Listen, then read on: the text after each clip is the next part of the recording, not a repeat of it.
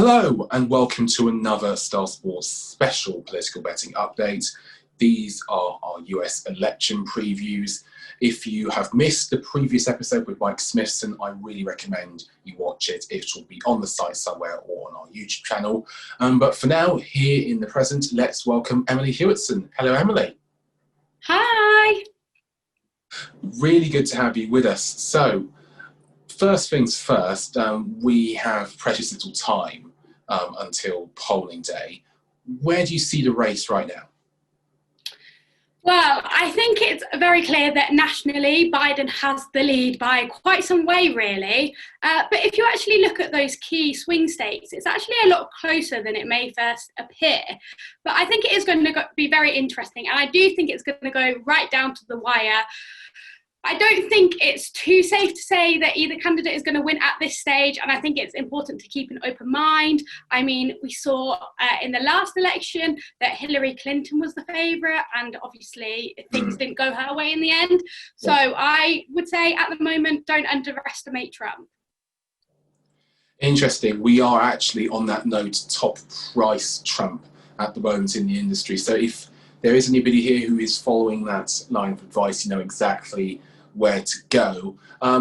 Interesting point about the battleground swing states and things being closer. I guess actually it's a good point to jump off and talk about polling too. Generally speaking, forecast models tend to give Biden about a 90% chance of winning. Would you say that they're too confident, that that's too much faith to have in where things are, considering the battleground states looking a bit closer than that? I would say that is a bit overly confident. I mean, a lot of the evidence is suggesting that it's going to be a Biden victory. But, you know, that does depend on a number of different factors, of course. And I do think, you know, if Trump can win Florida, Ohio, North Carolina, and then a combination of those Midwest states, I think personally the most likely will be Pennsylvania, then, you know, you never know what's going to happen. But I think one of the states that I think a very, very interesting one for the Democrats in particular is Texas. I can't believe that we're even talking about Texas. Yes, it seems feels crazy. amazing.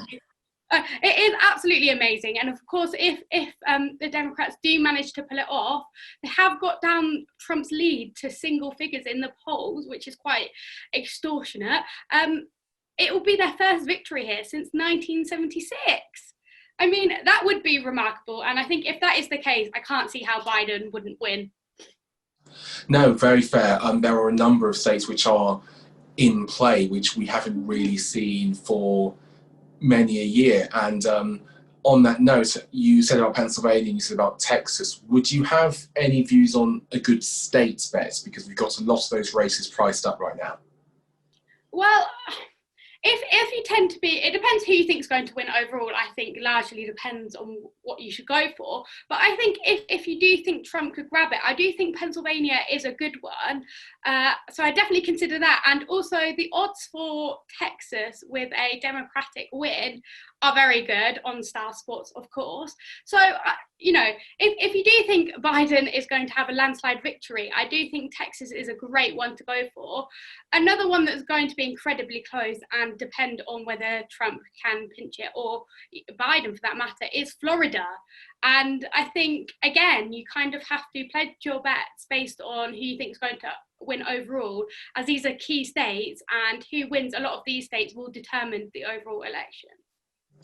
Absolutely. We do have Florida priced up very competitively at the moment. Of course, all prices at starsports.bet/politics. Moving on, just wanted to get a read of the key issues here, because the economy was very much the bedrock of Trump's success 4 years ago. And actually, arguably, it played a big part in Clinton's success, in Barack Obama's first success. And I think people might not have spotted that. Obviously, we're talking an awful lot about coronavirus. It's the one big dominating issue. Are there any other things that you're looking out for, even at this late stage? Yeah, absolutely. And I think it's important to remember that a lot of the polls were actually in favour of Trump before COVID. And I think one of the big reasons for that was his success with the economy, or alleged success, whether you give thanks to him for that or not. Depends, I guess, what your politics are. So I do think the economy is still a big sticking point. But of course, COVID has, really taken that away from Trump in many ways. I think another big kind of decider of a lot of elections in kind of the Western world in general is law and order. I think a lot, us like America as well, are quite socially conservative. We want strong law and order. And I think, with the recent riots and stuff, I think Trump was quite clever to play on that in terms of kind of pledging Biden as anti-police. And I think that was quite a clever move, because although that's not quite the case in reality, it is a very clever move, and there were some very provocative campaign videos that Trump did on that I thought, were quite successful. And I think the other thing is, in the last debate, actually, Biden spoke sort of about oil and energies and stuff. I think this fracking, especially in Pennsylvania. Exactly. This was a big slip up for Biden, and do I think it's going to have a huge impact? Perhaps not, but perhaps it will in Texas, for example. So I think it's not just about COVID, but ultimately I would say that Trump's biggest rival is COVID rather than Biden. I guess moving on from that, the sort of key questions to ask really are, do we think that COVID and the pandemic, and especially maybe the amount of time it took Trump out of campaigning, do we think that handicapped him or tripped him up enough to decide the election on its own? And if not, is it too late for any sort of comeback? Because by the time people were watching this, there will be less than a week until the polls close. I think it's never too late. I think one of the unfortunate things for Trump with COVID is a lot of people are doing mail votes and have voted earlier. And I think that will ultimately help the Democrats. And also, if we have a bigger turnout this year, I think that will also benefit the Democrats. As at the last election, it was quite a modest turnout, and that generally favours the Republican candidate. So I think with COVID and how Trump was affected by COVID, I think he would have been frustrated, as this was the time where he wanted to do numerous rallies, and that's a big way that he's able to galvanize support, because he's a very captivating speaker, whether you like him or not. He's very powerful in the way he speaks, and he's very emotive. Whether it's a good emotion or a bad emotion, you generally feel an emotion when he speaks. And I think the fatigue that has come from COVID has been a big negative for him, because it's kind of lost that mojo in his campaign, and meant ultimately that he's not been able to do as many rallies as he would have liked to. Indeed, absolutely. Guess it's time to come to the betting points and the betting tips. What's your best bet of the whole election?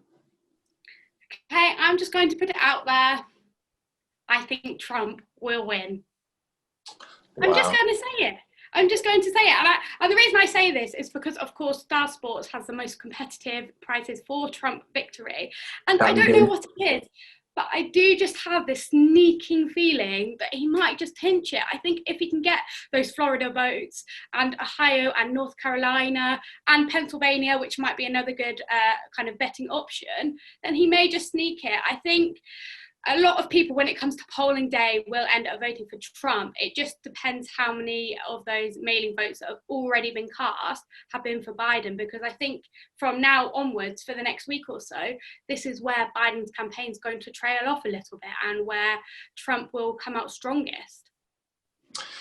Well, I mean, to be fair, it is not an unheld view, and we're going to see that opinion, and we're going to test that opinion over the next week. Any other bets that have caught your eye looking at our market?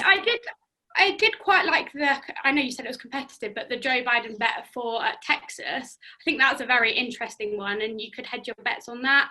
And of course, Florida, either way, it could go either way, but I think whatever candidate you believe is going to win, I think going for the Florida one is very important, because those two tend to go together.